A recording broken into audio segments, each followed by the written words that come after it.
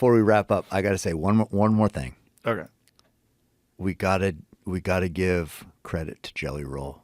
I love that guy. I love Jelly Roll. No, we talked about him last time, and I think we even listened to his songs, but I finally saw him live. Oh, he's amazing. At the Opry. He was like the fucking, I mean, if I think about how nice he is, I could almost, I don't want to say I'm going to cry, but it's like he is so nice, dude. Yeah, he's a sweetheart. He treated me like family. Yeah. I mean, we went out to dinner, and then even after the show, he's just like, he goes, what'd you think of my family?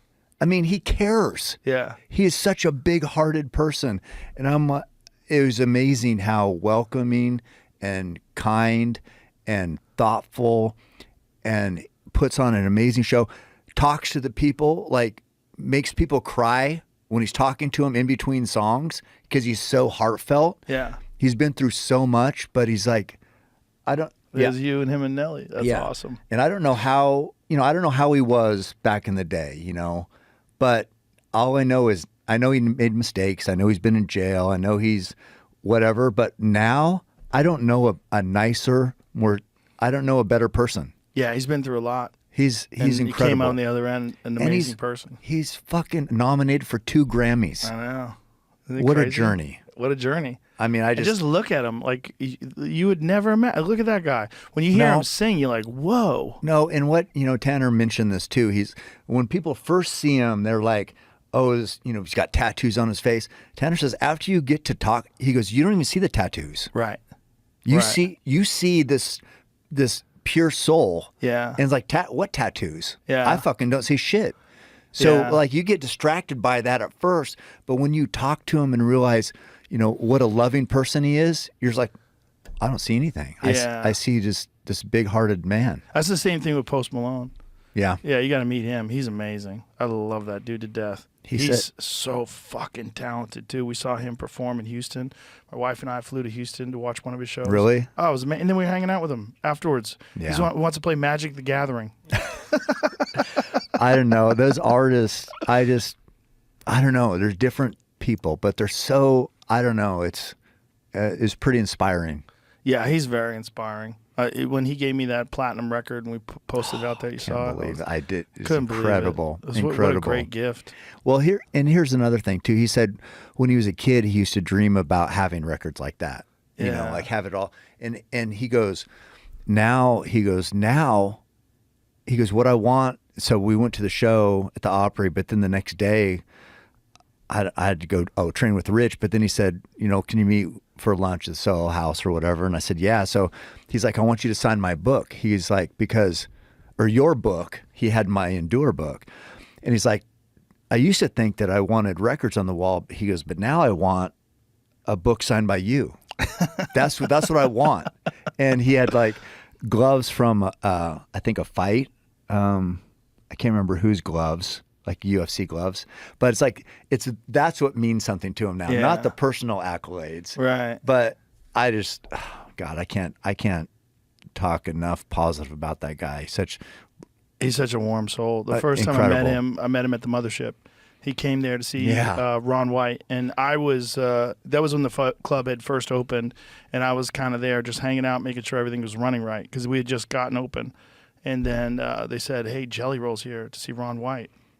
And then you know where the green room is at the club? Mm-hmm. He was coming up the stairs, and I was walking out, and I saw him, and he just goes, what's up? This big, giant hug. I'm like, oh, my God, this guy's everything I hoped he would be. He's amazing. There's beautiful people in the world, man. You meet them. He's one of them. They change the way you feel about the way you interact with people. And he makes me. That's what I said when I got home. It makes me want to be a better person. Yes. Because I saw how he treated everyone. Like there'd be people on the sidewalk, and there'd be like these little old women or not old, probably my age. Fuck, what am I talking about? But like so.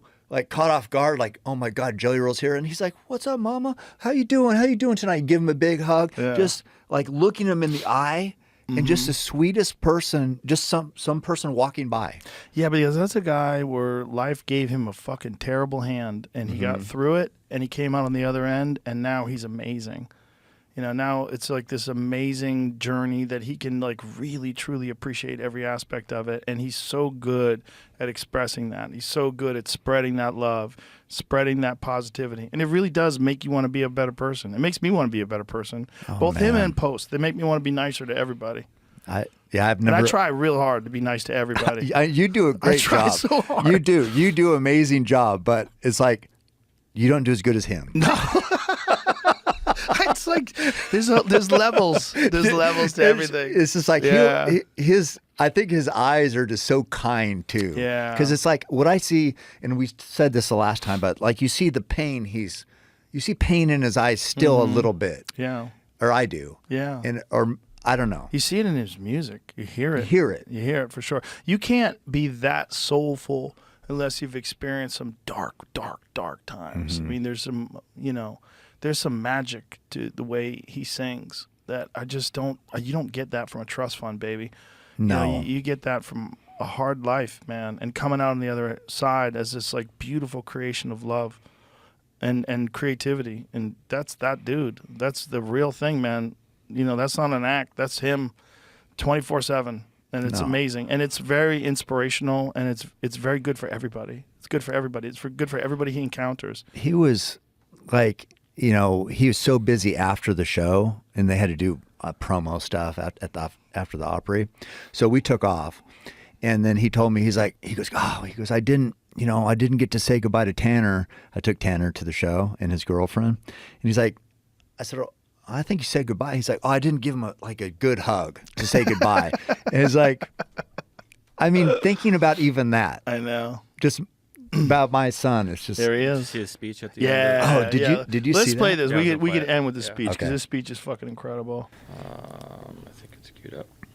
You got a second, and I'm going to say a lot, and I'm sorry, but the quickest I can say it is thank you to the label, Stony Creek Management, John Loba, Joe Jamie, you saved my life. Country Radio, what's up, baby?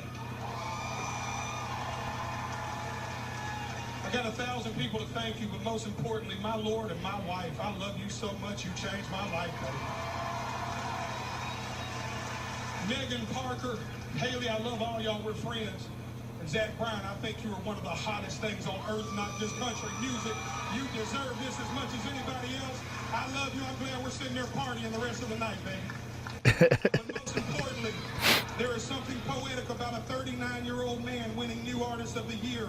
I don't know where you're at in your life or what you're going through, but I want to tell you to keep going, baby. I want to tell you success is on the other side of it. I want to tell you it's going to be okay. I want to tell you that the windshield is bigger than the rearview mirror for a reason, because what's in front of you is so much more important than what's behind you. Let's party, Nashville! Fuck yeah. Fuck, Gives me he's a chills. preacher.